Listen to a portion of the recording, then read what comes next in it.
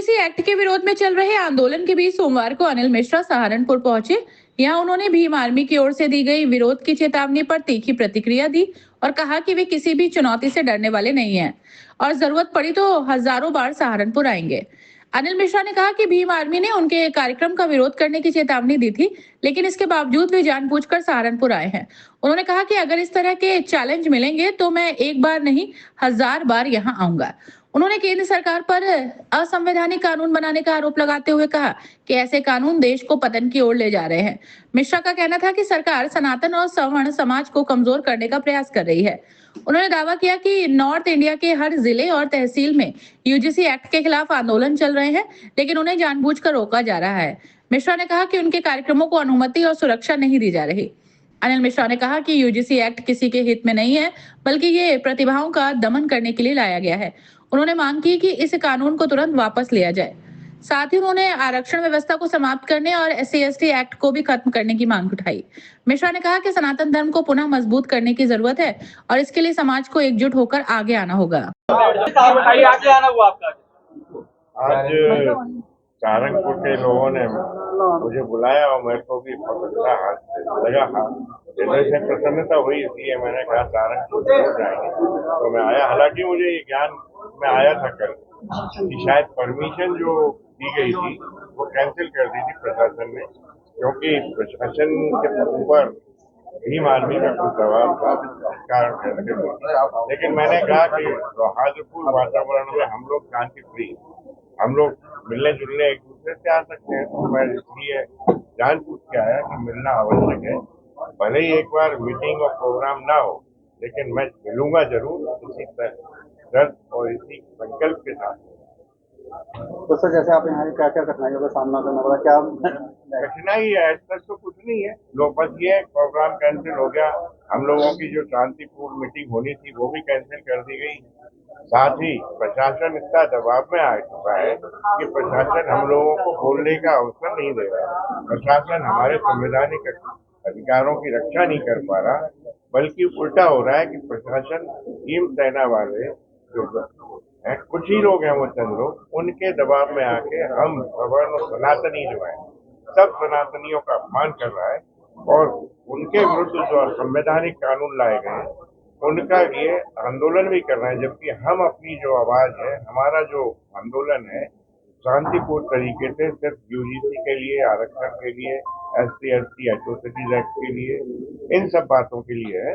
उस आंदोलन में हमने कहीं भी आज तक कोई इस तरह का आंदोलन नहीं किया जिससे कि शांति भंग हो या अशांति उत्पन्न हो, कोई मारपीट हो, कोई गाली गलौज हो। इस तरह का हम लोग कभी नहीं करते। हम लोग सनातनी है, सवर्ण है, सभी लोग समझदार हैं, बुद्धिमत्ता से। जैसे कोर्ट से ये इसको फिलहाल रोक दिया गया है, उसके बाद में फिर आंदोलन देखिए, कोर्ट से रोका गया है। सरकार की मंशा जाननी चाहिए। सरकार की मंशा है कि किसी भी तरह से, पहले उन्होंने 2 विभाजन कि साहब हिंदू को मुस्लिम से लड़ा दिया, अब उनने और विभाजन कर दिया हिंदुओं के बीच कि अब आप आपस में लड़ना सीख जाओ। सबसे बड़ी बात ये थी कि इस यूजीसी कानून की आवश्यकता कहाँ थी और किस कारण से ये लाया गया। किसी सांसद, किसी के प्रतिनिधि की भी कोई मांग नहीं थी। ये all of a sudden put up इसीलिए किया गया कि आपस में विभाजन कर दिया जाए और वोट की राजनीति के तहत उनकी सत्ताएं जो है वो सत्ताएं उनके पास बरकरार रहे। यही कारण है और कोई कारण नहीं है। सरकार अगर फैसला वापस नहीं लेते तो क्या स्टैंड रहेगा?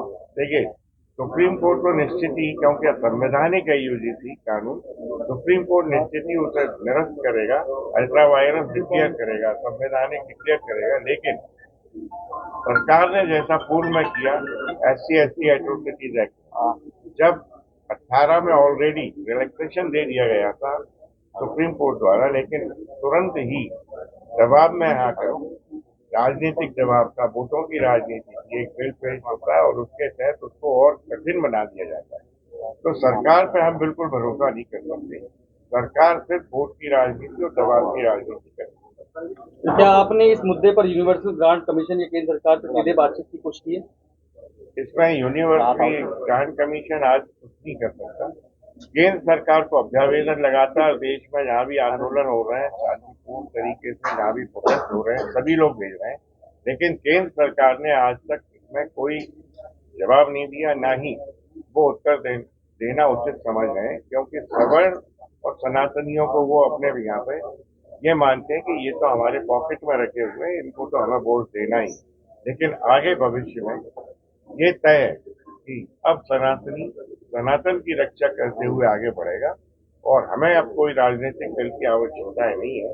हम सनातनी और सवर्ण मिलकर एक राजनीतिक दल विकल्प में प्रस्तुत कर सकते हैं, वही आगे भविष्य में हमें प्रतिनिधि देगा जो संसद में जाएंगे, विधायिका में जाएंगे। अगर सरकार बातचीत के लिए आपको बुलाती है तो आपकी मुख्य मांग क्या है? हमारी मांगे एक इकलौती नहीं है, यूजीसी जैसे जात बिरादरी के आधार पर अन्य कानून भी हैं, जिसमें सबसे प्रथम तो जो है आरक्षण है, जो 75-70 साल से लगातार चला आ रहा है। नंबर 2 हमारा है SC/ST एट्रोसिटीज एक्ट, उसे समाप्त करना चाहिए।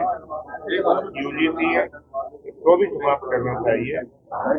साथ ही संविधान निर्माता जो है BN राव, उनको घोषित करना चाहिए, उन्हें भारत रत्न की उपाधि भी देनी चाहिए। एक और विषय जो आता है कि आज सनातन का पतन हो रहा है, क्योंकि हमारे जो प्रजातंत्र जैसा दिखाई नहीं देता, न लोकतंत्र दिखाई दे रहा, अभी तो दिखाई दे रहा है कि डिक्टेटरशिप चल रही है देश में। उस डिक्टेटरशिप के तहत सनातन का भी पतन हो रहा है। हम लोग सनातन की स्थापना, पुनर्स्थापना करने में आगे बढ़ेंगे और वही हमारे लक्ष्य है। ऐसी ही खबरों के लिए रॉयल बुलेटिन को सब्सक्राइब करें, लाइक करें और शेयर भी करें। साथ ही कमेंट में अपनी प्रतिक्रिया भी दें। हर खबर सबसे पहले और सबसे सटीक पाने के लिए रॉयल बुलेटिन के फेसबुक, इंस्टाग्राम और ट्विटर पेज भी फॉलो करें। रॉयल बुलेटिन की वेबसाइट और व्हाट्सएप ग्रुप से भी जुड़ें और पाएं वो खबरें जो आपको कहीं और नहीं मिलेंगी।